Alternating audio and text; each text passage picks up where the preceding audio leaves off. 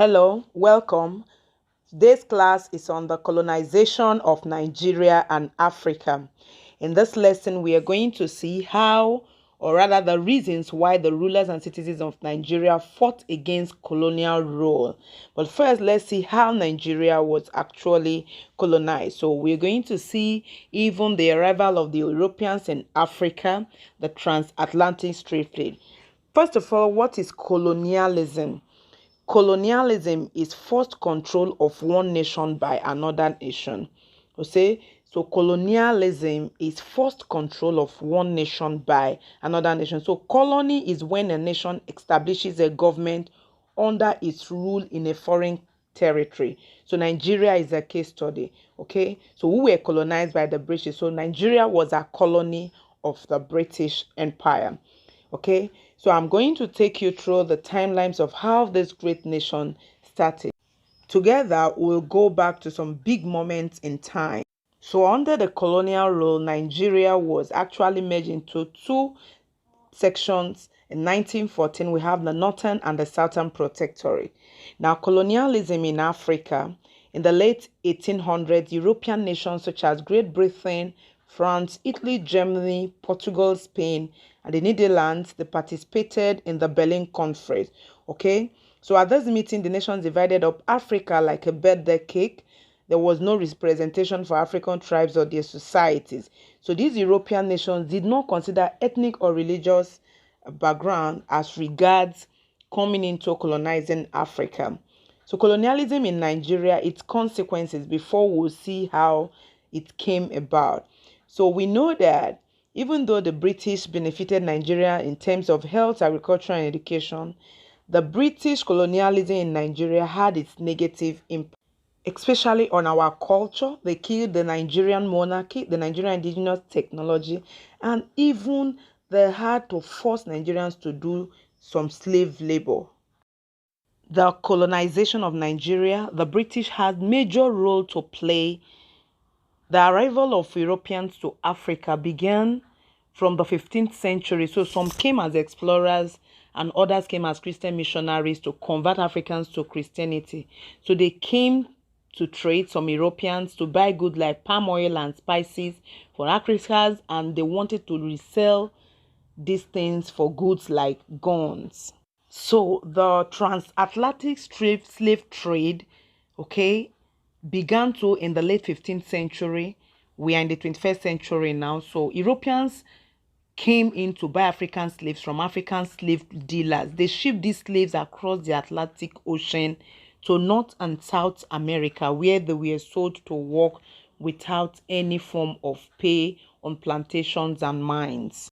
They were packed in ships and they couldn't move. Most of them died on their ways, and their bodies were thrown into the sea before they got to Europe. So Africans were sold and transported to the Americans in this terrible way. So slavery is a very bad practice. Before the Europeans scrambled for Africa, Nigeria was amalgamated. So we want to talk about the amalgamation of Nigeria during the colonial. Nigeria was amalgamated in 1914. So the Northern and the Southern Protectorate came together under Lord Lugard, who was the British governor of the Northern and Southern Protectorates of Nigeria then. So he was representing the British government. So Nigeria became part of the British Empire. The colonial masters invested in European education for the locals. In the middle of the 19th century, European countries like Great Britain, France, Germany, and Portugal, they began to think about colonizing parts of Africa. So to colonize a place is to take it over and rule it by force. So they were interested in colonizing Africa because they wanted to control the many natural resources on the continent like palm oil, rubber, and diamonds. So we want to discuss about the indirect rule during the colonial period in Nigeria. So the British decided to use indirect rule, which meant that they ruled the people of Nigeria through their traditional rulers. So they would first tell the traditional leaders what they wanted, or if they made a new law. So these leaders would then tell their communities what the colonial government had said. Okay, so but some communities didn't have traditional rulers, but all in all, we saw that most of the people whom the warrant chiefs were supposed to rule thought they did not really have authority over them. Okay, so that was how bad it was. So this was the most common in southeastern Nigeria. Some of these warrant chiefs, they disrespected the orders of the colonial masters. Okay, so like we said earlier too, that the country was divided into three regions. We have the northern region, the eastern region, and the western region for easy administration. So this was all about the indirect rule in the country. It was for the ease of administration of these colonial masters. The Berlin Conference in the city of Germany, 1884, and the right of the European leaders in its decision making.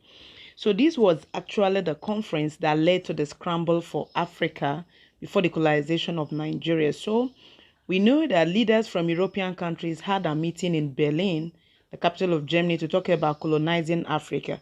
Okay, you can see the leaders gathered.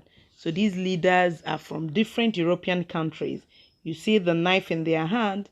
They divided Africa into different colonies that they will colonize. So this is what we call the scramble for Africa. So these British traders came with British soldiers and took control over some parts of the Niger Delta. And finally, they brought down the country Nigeria, okay? And then they took over. Now, let's look at the reasons why the rulers and citizens of Nigeria fought this colonial rule. So there were several negatives of colonialism for the African and Nigeria in general, like resource depletion, labor exploitation, unfair taxation, lack of industrialization, dependence on cash crop economy, prohibition of trade, the breaking up of traditional African society and values, lack of political development, and ethnic rivals inside. So the British conquered most kingdoms in Nigeria before they took over. The last one was the Benin Kingdom.